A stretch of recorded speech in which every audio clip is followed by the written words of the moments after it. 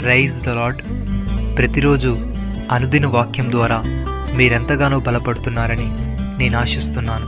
అలాగే మీరు కనుక మన యూట్యూబ్ ఛానల్ని క్రొత్తగా వీక్షిస్తున్నట్లయితే మన యూట్యూబ్ ఛానల్ని సబ్స్క్రైబ్ చేయండి, ఇతరులకు షేర్ చేయండి.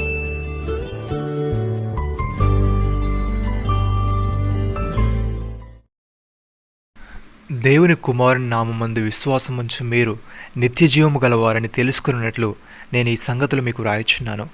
యోహానుకు రాసిన 1వ పత్రిక 5వ అధ్యాయము 12వ వచనము. ప్రియమైన సహోదరి సహోదరులారా, క్రీస్తు మీలో ఉన్న యెడల మీ శరీరము పాపం విషయమై మృతమైనది, కానీ మీ ఆత్మ నీతి విషయమై జీవము కలిగి ఉన్నది.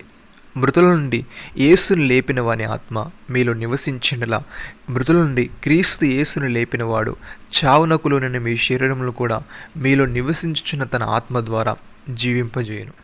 సహోదరి సహోదరులారా, తండ్రి కుమారుని ప్రేమించుచున్నాడు గనుక ఆయన చేతికి సమస్తము అప్పగించి ఉన్నాడు. కుమారుని యందు విశ్వాసం ఉంచువాడే నిత్య జీవము గలవాడు. కుమారునికి విధేయుడు కానివాడు జీవము చూడు గాని దేవుని ఉగ్రత వారి మీద నిలిచి ఉండు. ప్రియమైన సహోదరి సహోదరులారా, విశ్వాసులకు నిత్య జీవం ఉంది కాబట్టి దేవుడి సన్నిధిలో రాగలమన్న నిబ్బరం వారికి కలుగుతుంది. ఇలా దేవుని చెంతకు ప్రవేశం యేసు ప్రభు ద్వారానే అను సంగతి మనం గ్రహించాలి.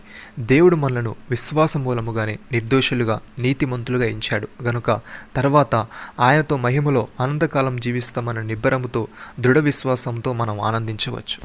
భక్తుడి విధంగా అంటున్నాడు, నేను క్రీస్తుతో కూడా సిలువ వేయబడి ఉన్నాను. ఇకను జీవించువాడను నేను కాను, క్రీస్తే నా యందు జీవించుచున్నాడు. నేను ఇప్పుడు శరీరమందు జీవించుచున్న జీవితము నన్ను ప్రేమించి నా కొరకు తను తాను అప్పగించుకున్న దేవుని కుమారునందలి విశ్వాసం వలన జీవించుచున్నాను. నేను దేవుని కృపను నిరర్ధకము చేయను. నీతి ధర్మశాస్త్రం వలన అయితే ఆ పక్షమందు క్రీస్తు చనిపోయినది నిష్ప్రయోజనమే. ఓ అవివేకులైన గలతీయులారా, మిమ్మల్ని ఎవడు భ్రమపెట్టెను? సిలువ వేయబడిన వాడైనట్టుగా యేసు క్రీస్తు మీ కన్నులెదుట ప్రదర్శింపబడిన కదా. ఇది మాత్రమే మీ వలన తెలుసుకొనగోరుచున్నాను. ధర్మశాస్త్ర సంబంధ క్రియల వలన ఆత్మను పొందితిరా, లేక విశ్వాసంతో వినుట వలన పొందితిరా? మీరింత అవివేకులైతిరా. మొదట ఆత్మానుసారముగా ఆరంభించి ఇప్పుడు శరీరానుసారముగా పరిపూర్ణలగుదురా? వ్యర్థముగానే ఇన్ని కష్టములు అనుభవించుతురా? ఇది నిజముగా వ్యర్థమగునా? ఆత్మను మీకు అనుగ్రహించి మీలో అద్భుతములు చేయించువాడు ధర్మశాస్త్ర సంబంధ క్రియల వలన లేక విశ్వాసంతో వినుట వలన చేయించుచున్నాడు. అబ్రహాము దేవుని నమ్మెను, అది అతనికి నీతిగా ఎంచబడెను. కాబట్టి విశ్వాస సంబంధులే అబ్రహాము కుమారులని మీరు తెలుసుకుని. ప్రియమైన సహోదరి సహోదరులారా, దేవుడు కరుణా సంపన్నుడై ఉండి మనము మన అపరాధముల చేత చచ్చిన వారమై ఉండినప్పుడు సైతము మనెడల చూపిన తన మహాప్రేమ చేత మనల్ని క్రీస్తుతో కూడా బ్రతికించెను. కృపచేత మీరు రక్షింపబడి ఉన్నారు.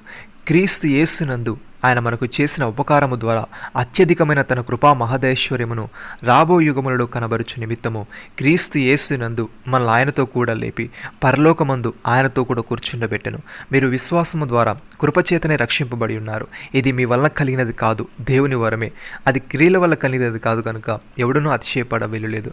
మరియు వాటి యందు మనం నడుచుకుని వల్లని దేవుడు ముందుగా సిద్ధపరిచిన సత్క్రియలు చేటకై మనము క్రీస్తు యేసునందు సృష్టింపబడిన వారమై ఆయన చేసిన పని అయి ఉన్నాము. నమ్మిన వారు నాతో కలిసి ప్రార్థనలో ఏకీభవించండి.